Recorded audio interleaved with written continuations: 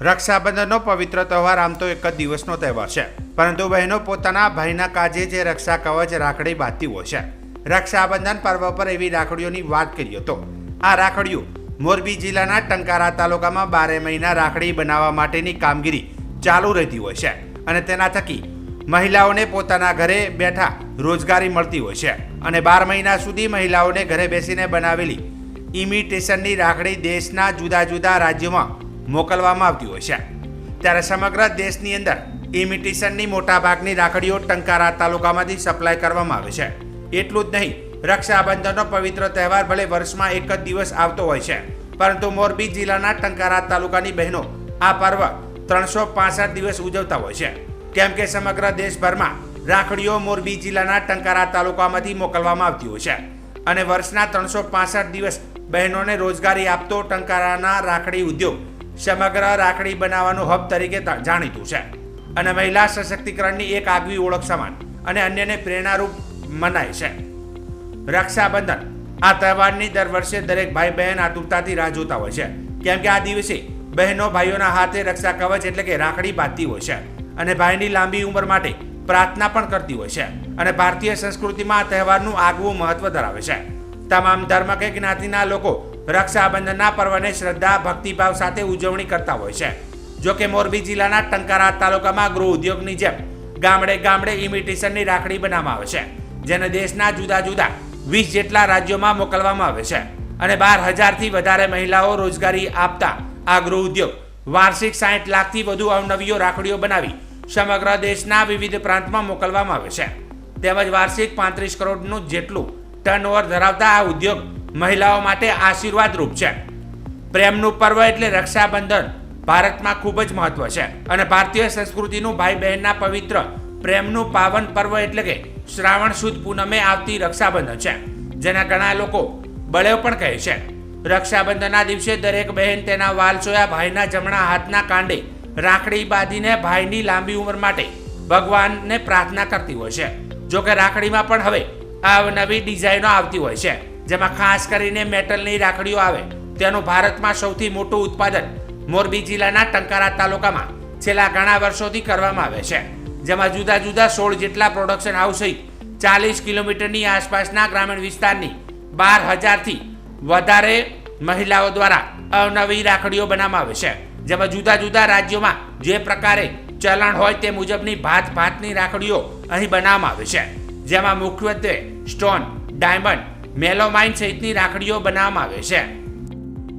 આ વખતની આપણે રાખડીની વાત કરીએ ને તો પ્રોડક્શન હાઉસ અહીંયા ટંકારાની અંદર ટોટલ 16 પ્રોડક્શન હાઉસ છે અને એ ટંકારા, જબલપુર, કલ્યાણપુર, આજુબાજુના ગામોમાં બધી જગ્યાએ પોતાના અલગ અલગ વર્કશોપ છે અને ત્યાંથી એ પોતાનું પ્રોડક્શન અહીંયા વર્કશોપ ઉપર પણ કરે છે અને આજુબાજુના વિસ્તારોમાં સરેરાશ 40થી 50 કિલોમીટરના સર્કલ રાઉન્ડની અંદર બધી જગ્યાએ બહેનોને ઘર સુધી કામ પ્રોવાઈડ કરે છે અને એક પ્રોડક્શન હાઉસની પાસે સરેરાશ 700થી 800 બહેનો કે 900 બહેનોને રોજીરોટી મળે છે.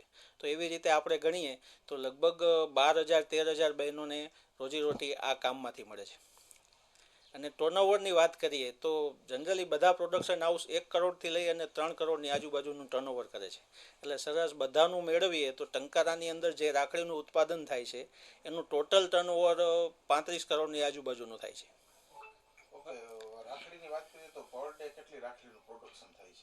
હા, રાખડી એવી રીતની વસ્તુ છે કે એમાં વેરાયટી બહુ જ વધારે હોય છે, નાનાથી લઈ અને મોટી રાખડી. એટલે જે રાખડી આપણે બનાવવા પ્રોડક્શનમાં લીધી હોય એની સાઇઝ કેવડી છે એના ઉપરથી એનું ડિપેન્ડેન્ટ વધારે છે. જનરલી આમ જો ટોટલ પીસની અંદર વાત કરીએ તો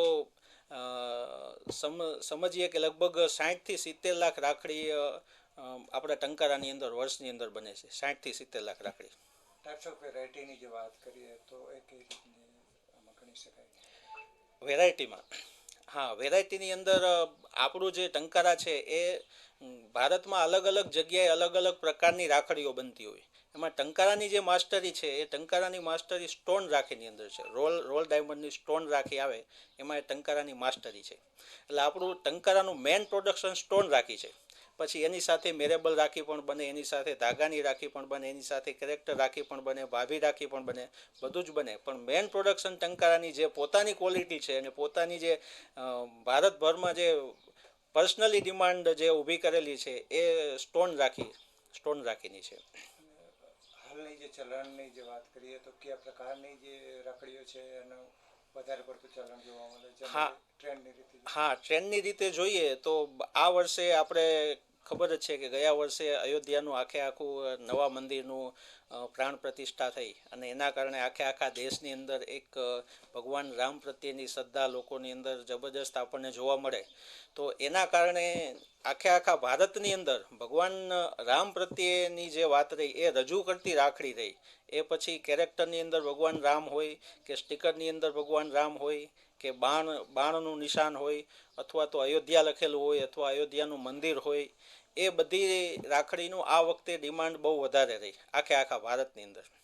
સરકારશ્રી પાસે આપની કોઈ અપેક્ષા કે બીજી જો બહુ મોટા પ્રમાણમાં જ્યારે બહેનોને આ રોજગારી આપતો એક કુટીર ઉદ્યોગ કે લઘુ ઉદ્યોગ ગણી શકાય ત્યારે?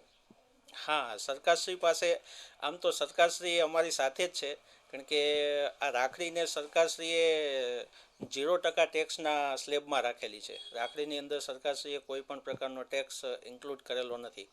એટલે સરકારશ્રી અમને અમારી સાથે જ છે અને જે બીજી કોઈ એવી કોઈ અમને જરૂરિયાત લાગશે તો અમે યોગ્ય જગ્યાએ એની રજૂઆત કરશું. આપનું નામ? મારું નામ ગડારા સુરેશભાઈ, મારું ગામ જબલપુર છે અને યશવી રાખી મારું પ્રોડક્શન હાઉસ છે.